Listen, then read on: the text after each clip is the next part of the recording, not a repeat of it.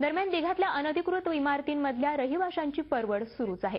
पावसातही इथल्या रहिवाशांवर आता कारवाई सुरूच ठेवण्याचे आदेश मुंबई हायकोर्टाने दिलेत। इमारतीतल्या रहिवाशांना बाहेर काढून अनधिकृत इमारती ताब्यात घेण्याचे आदेश कोर्टाने दिलेत। कमलाकर आणि पांडुरंग या दोन इमारती पुढच्या 24 तासात ताब्यात घेण्याचे आदेश कोर्टाने एमआयडीसीला दिलेत। पावसाळ्यात कारवाई करण्यास एमआयडीसीने असमर्थता दर्शवली होती, त्यावर कोर्टाने हे आदेश दिलेत। त्यामुळे दिघातल्या या दोन इमारतींमधल्या रहिवाशांवर ऐन पावसाळ्यात आता रस्त्यावर येण्याची वेळ आली आहे। आणि या संदर्भात अधिक माहिती जाणून घेऊयात। आमचे प्रतिनिधी कपिल राऊत आपल्या सोबत आहेत।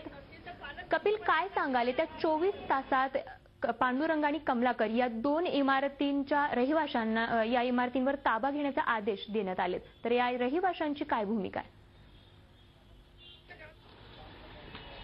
स्वाती, खरंच दिघामध्ये एक शांतता भयान शांतता पसरलेली आहे, त्याचबरोबर दुःखाचा डोंगर पसरला असं बोलू शकतो। कारण दिघावासे गेले 8 महिने ही न्यायालयीन लढाई लढत आहेत। आता काही शिवसेनेचे काय नेते सुप्रीम कोर्टात गेलेले आहेत, त्या सुप्रीम कोर्टाच्या निकालाकडे सर्व लक्ष लागलेलं आहे। तिथून जर स्टे मिळाला तर सर्व इमारती वाचू शकतात, परंतु सध्याची कंडिशन अशी आहे का दोन इमारती पांडुरंग आणि कमलाकर या दोन इमारतीला 24 तासात खाली करा अशी नोटीस दिलेली आहे। त्यामुळे एक भीतीचं वातावरण यांच्यावर निर्माण झालेलं आहे। सर, अचानक 24 तासात घर खाली करायला सांगितलेलं आहे आणि ऐन पावसाळा आहे, मुलांच्या शाळा आहेत, काय आता काल रात्रभर कपिल भाऊ कोणी झोपलं नाही। आज रात्रीपासून ब्रेकिंग न्यूज चालू आहे की राज्य सरकार सुप्रीम कोर्टात गेले, राज्य सरकार सुप्रीम कोर्टात गेले। राज्य सरकारला एवढं नम्र विनंती की लवकर त्यांनी स्टे आणावं। आता अर्ध्या रात्री कसाबसाठी अर्ध्या रात्री हायकोर्टाचे दरवाजे खोटवले गेले। परत सलमान खान वेगळं नाही, 9,000 कोटी ज्यांनी घेऊन गेले विजय मल्ल्यासाठी त्याला वेगळं नाही। इथं गरिबासाठी दोन न्याय, गरिबासाठी आणि उच्च दर्जासाठी। कॅम्पा कॉलसाठी बघितलं तर कॅम्पा कॉलनीचे हिरो आले म्हणून त्यांच्यासाठी अभय झालं। परत पिंपरी चिंचवड झालं, तिथे मोठे नेते होते म्हणून कॅम्पा कोला झाला। परत पाम बीचचे जे घर झालं त्यांचं तर आता कोणी नाव घेत नाही। आम्ही आंदोलन केलं, आम्ही मोर्चा केला, आम्ही सगळं काय केलं तर अर्धा किलोमीटरवरती ठाणा आहे, त्यांना कष्ट लागू केलं आणि कारवाई म्हणली की दिघ्यावर, आणि दिघ्यावर अन्याय का? हे राजकारण एवढं जबरदस्त राजकारण चालू आहे। सरकारला एवढं नम्र विनंती की लवकर स्टे आणावं। आणि राजकारण म्हटलं तर आता काय इलेक्शन नाही, काय नाही। इलेक्शनला 5-10 लोक थांबतात, 5-10 लोकांसाठी तुम्ही 25,000 लोक कुठं घालणार? आणि देश स्वतंत्र आझाद झाल्यानंतर खासदार झाले, आमदार झाले, सरपंच झाले, इथे लिगली मतं घेतात, आम्ही अनलिगली कसं? आता 24 तासाच्या आत घर खाली करा म्हणून सांगितलेलं आहे, नोटीस मिळाली आहे।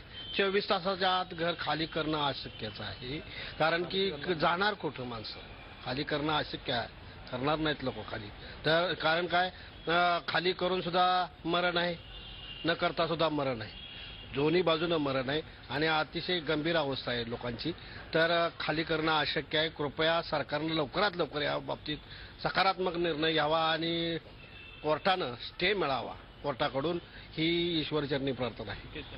भीतीचं वातावरण निर्माण झालंय, घरात कंडिशन आमचीच घरं आता आम्हाला खाली करावं लागणार आहे आणि आता आम्ही ह्या ऐन वेळी आम्ही जाणार कुठे?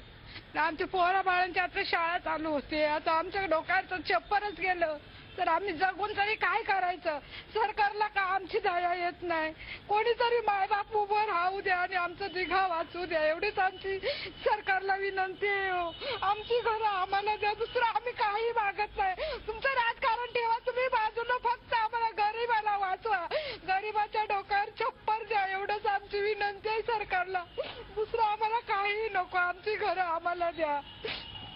ही सर्व व्यथा दिघावासियांची आहेत। कोर्टाचा आम्ही अवमान करत नाहीयेत किंवा आम्ही अनधिकृत बांधकामाच्या बाजूने नाही, परंतु आम्हाला काही कोणत्या तरी योजनेत समाविष्ट करून घ्या। आमच्यावर अन्याय काय? ऐन तोंडावर पाऊस आहे, मुलांच्या शाळा सुरू आहेत, असं असताना तुम्ही आम्हाला घराबाहेर करताय, आम्ही जायचं कुठे? हा मोठा प्रश्न आहे। सुप्रीम कोर्टाच्या निकालाकडे सर्व लक्ष लागलेलं आहे आणि सुप्रीम निकालावरच त्यांचं आता भविष्य अवलंबून आहे। झी 24 तास रहा एक पाऊल पुढे।